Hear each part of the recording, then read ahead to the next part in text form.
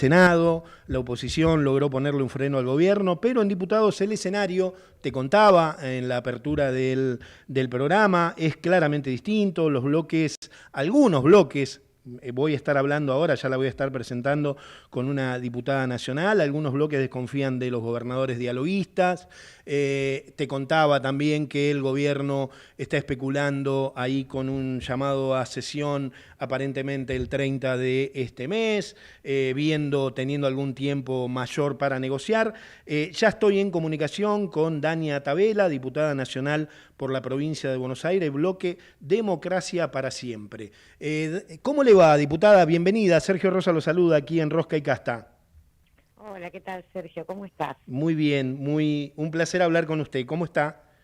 Tuteame, por favor. Bueno, sí, con Bien, mucho bien. gusto, sí, por supuesto. Diana, bueno, a ver, sabemos que no tenés la bola de cristal, ninguno la tenemos, pero bueno, Ojalá la tuviera. se avecina en unas semanas, entendemos de este programa, se llama Rosca y Casta, casualmente creemos que se viene mucha rosca y mucha casta ya ahí en el Congreso. ¿Qué ves vos? ¿Qué nos podés contar como primera medida? Bueno, a ver, nosotros tenemos varios frentes ciertos, ¿no? Hay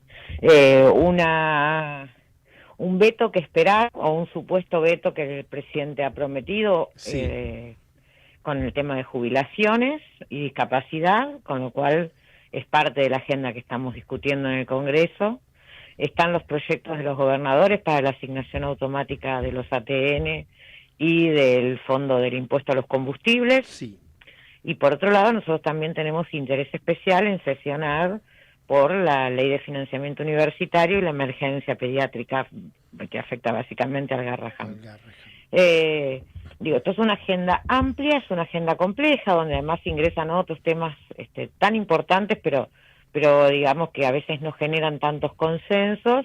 Y bueno, y estamos trabajando en construir esa sesión a la que vos hacías referencia, que va teniendo distintas posibilidades y distintas fechas, porque también hay que tener presente que estamos en la semana que viene es la última semana de receso de la mayoría de las provincias del interior del país, pero comienza el receso invernal en Capital Federal y Buenos Aires, con lo cual eso también complejiza la movilidad de los diputados, la presencia, las garantías de que los diputados estén para dar el quórum. Así que bueno, estamos todos los bloques trabajando para llegar con el mayor número posible, pero también entendiendo que tenemos que esperar el veto, o por lo menos prepararnos para esa situación, porque después es muy difícil si vos sesionás un miércoles, que el veto caiga el jueves y vuelvas a juntar el número para rechazar el veto.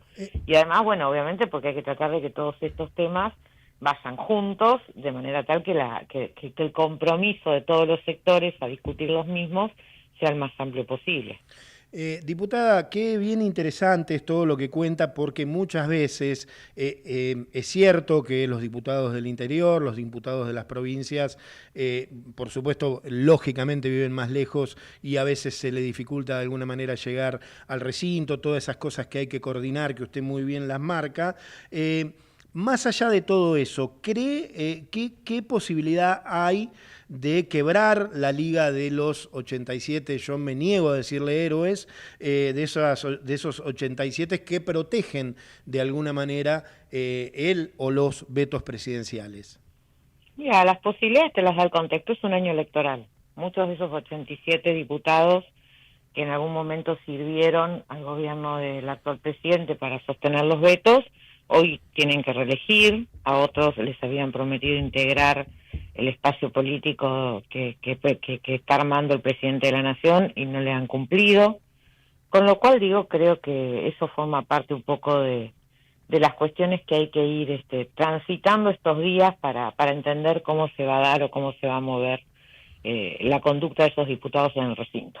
Allí hay, pongo algunos nombres que hay, a ver, esta es una palabra mía que corre por mi cuenta, hay alguna desconfianza en términos políticos, obviamente, de algunos dialoguistas como Cornejo, como Frigerio, como Esdero, digamos que han, a lo largo de todo el proceso de gobierno del presidente Milei, tenido una actitud muy colaborativa, al margen que luego muchas veces, como usted bien marca, no han sido devueltas esas colaboraciones, también en términos de coparticipación, etcétera, etcétera. Sí, mira, yo de todas maneras ninguno de ellos fueron parte de los que bloquearon o Bien. sostuvieron el veto. Con lo cual, digo, me da la impresión de que a veces se los juzga por demás o porque tienen un mayor nivel de diálogo, o porque, bueno, el otro día no estuvieron presentes en la sesión del Senado sus senadores para discutir los temas de los gobernadores que habían preacordado. Y bueno, cada provincia tiene su realidad, estamos en etapas de cierre de listas, en algunas provincias, en otras van a enfrentar sus procesos electorales, y por eso te digo que el contexto electoral también marca un poco la actitud, más allá de las ideas que los distintos gobernadores tengan, ¿no? Porque a su vez los diputados son individuos y ellos también responden a un mandato de representación, lo mismo que ocurre con los senadores, aunque es menos directo ese vínculo. Así que yo la verdad que estoy expectante, sin ser en extremo optimista, entendiendo las dificultades que se atraviesan en este tipo de armados, pero tengo mi expectativa de que podamos llegar a un buen puerto. Bien, estoy hablando con la diputada Dania Tabela, diputada nacional de la UCR por la provincia de Buenos Aires. Sí, es correcto lo que usted marca, quizás me hago cargo yo, somos más... quizás más incrédulos los periodistas, los comunicadores, teniendo en cuenta algunas cosas que han sucedido bochornosas de algunos diputados que han cambiado el voto, incluso algunos sobre sus propios proyectos, ¿no? Desde ahí... Bueno, por eso te iba a decir, los senadores que han presentado pedido de sesión con una determinada firma, un determinado proyecto, y después... Esas cosas pasan, y eso es así, digamos, le pasan a todos los bloques. Nadie, el que esté libre de culpa, tire la primera piedra. Nadie puede decir que solo le pasa al bloque del PRO o al bloque radical o al bloque de lo que fue, o del centro. No, otras cosas pasan porque obviamente, como te digo, hay contextos e intereses mezclados en estas cosas, ¿no? Absolutamente. Así que bueno, digo, yo de todas maneras sigo creyendo en que estas cosas se pueden resolver y por lo tanto tengo expectativas de que esto camine positivamente. Diputada, le pregunto para nuestros oyentes, para los que nos están escuchando, ¿cuáles son los números concretos que necesita el gobierno en diputados para ratificar ese veto? Digo, para nosotros son números más amigables, que estamos más en contagio con eso, en contexto, en contacto, pero la ciudadanía a veces no, dice, bueno, ¿qué tiene que pasar para que el gobierno logre ratificar el veto? Y tiene que sostener un tercio de los diputados apoyando el veto, digamos. Bien. Sosteniendo el veto. Que son esos 80 y algo que se construyó la última vez. Bien, bien. Diputada, y digo, desde su opinión, ¿tiene realmente el impacto fiscal que el gobierno o el presidente le atribuye a estos proyectos? ¿Es parte de un relato? ¿Cuál es su opinión? Yo estoy convencida que es parte de un relato que se ha construido y que, bueno, obviamente una sociedad harta de los desmanejos económicos de gestiones anteriores ha decidido de alguna manera creer, porque a veces también las personas tenemos que creer en algo para seguir adelante todos los días, porque efectivamente yo insisto en esto, si no hay plata para aumentar los jubilados, no hay plata para la emergencia en discapacidad, no hay plata para las universidades, bueno, ¿dónde van? No hay plata para la obra pública, ¿dónde van los recursos que tributamos todos los meses? Porque a nosotros, por lo menos digo, a los argentinos comunes y corrientes, no nos bajó un punto el IVA, no nos bajó el impuesto a las ganancias, los que cambiaron fueron impuestos destinados a las personas de mayor poder adquisitivo, como el caso del impuesto país o de bienes personales. Pero la verdad que el impuesto al cheque sigue vigente, el impuesto a los combustibles sigue presente en absolutamente toda nuestra economía, aunque no nos demos cuenta cuando cargamos nafta, claro. o lo pagamos en los costos de los bienes que adquirimos. Me parece que hay ahí una cuestión a discutir, que es como no hay ley de presupuesto, no sabemos dónde van los recursos. Entonces es muy difícil decir o es muy fácil para el presidente decir, esto desequilibra, esto tira por la borda el esfuerzo que hicimos con el equilibrio fiscal, esfuerzo que, claro, hicieron los argentinos, no el presidente, pero digo, es muy fácil para él decir eso cuando no hay un número con cual contrastarlo. Hay un sector de la oposición, usted corríjame si no estoy en lo cierto, que propone reasignar fondos de la CIDE, de registros automotores y otras fuentes. ¿Esto es viable, digamos, en los hechos? Bueno, es parte justamente de darle respuesta a la chicana del gobierno en esto de, bueno, digan de dónde van a salir los fondos. La verdad que yo acompañé ese dictamen, pese a que soy una convencida que el díganme de dónde va a salir los fondos, justamente de ganancias, de IVA, del impuesto a los combustibles, del impuesto a los cheques, por esos impuestos siguen vigentes y no sabemos a dónde se destinan. Bien. Claro, se destinan a comprar aviones, se destinan a las CIDE, se destinan a contratar asesores que trabajen con las cuentas de redes sociales todo el tiempo. Digo, bueno, nosotros creemos que el Congreso, que tiene la representación popular, tiene justamente que definir cuáles son esas prioridades. Y quizás no hay que poner fondos en la CIDE, o hay que poner menos fondos en defensa, porque no estamos ante ningún potencial conflicto, y poder ponerlos en el aumento de los jubilados o en la emergencia en discapacidad.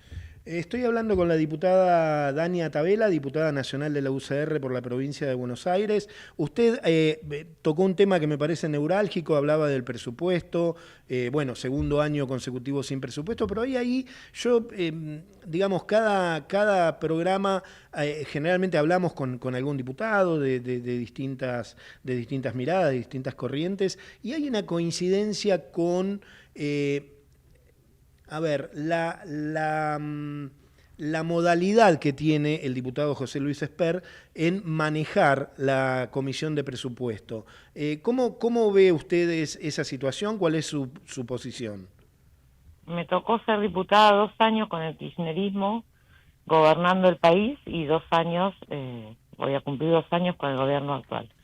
Lo único que yo te digo es que si esa actitud lo hubiese tenido Carlos Heller, presidente de la Comisión de Presupuesto en el gobierno anterior, poco menos que hubiera sido ejecutado en la Plaza del Congreso. Por los mismos opositores, o por los opositores de aquel momento, aliados al gobierno hoy, que no dicen ni mu, ni siquiera van a las reuniones. Esto es así de sencillo. Es una barbaridad, es una aberración cómo tratan al Congreso, o cómo destratan al Congreso esos diputados, que además después vuelven a pedir ser diputados y reelectos para esas bancas. La verdad que si vos crees que el Congreso no vale la pena, no entiendo para qué después peleás nuevamente por seguir siendo parte de ese Congreso y seguir teniendo, digamos, el nivel de exposición, la posibilidad de salir en medios, etcétera. Diputada, etcétera. cuando se refiere a esas actitudes, ¿es que está virtualmente cerrada la comisión? No está virtualmente cerrada, está cerrada. Únicamente funciona cuando los diputados logramos en sesión especial, ni siquiera ordinaria, porque tampoco hay sesiones ordinarias en el Congreso de la Nación hoy. Entonces, cuando logramos tener el quórum para hacer una sesión especial y emplazamos, es decir, obligamos a la Comisión de Presupuesto a reunirse en tiempo y hora, ahí en día y hora, ahí logramos que la Comisión de Presupuesto funcione. Hoy la Comisión de Presupuesto está absolutamente cerrada. Bien, clarísimo. Le voy a hacer la última agradeciéndole mucho su tiempo.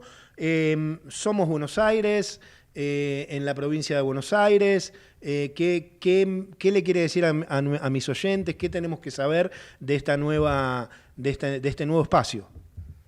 Bueno, nosotros decidimos, por supuesto, junto a muchos otros partidos políticos, construir una alternativa electoral de cara a septiembre, de cara a octubre y de cara al 2027, que nos permita salir de la grieta o de la antinomia kirchnerismo-mileísmo.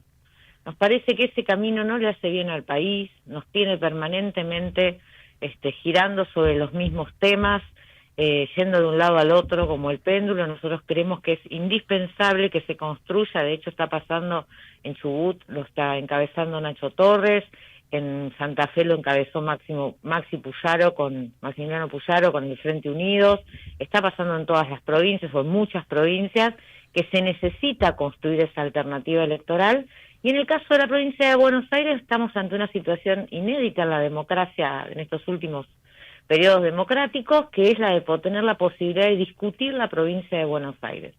Discutir las políticas de seguridad de la provincia de Buenos Aires, que no pueden ser bala al que delinque, pero tampoco puede ser libertad al que delinque. Entonces hay una alternativa que tiene que ver con la tecnología, con la inteligencia, con el mejor uso de las fuerzas de seguridad.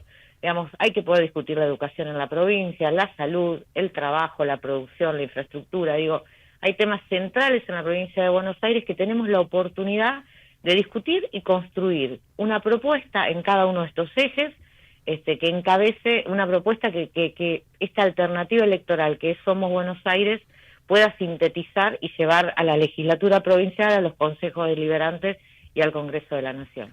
Diputada, muchísimas gracias por su comunicación y por su participación acá en Rosca y Casta.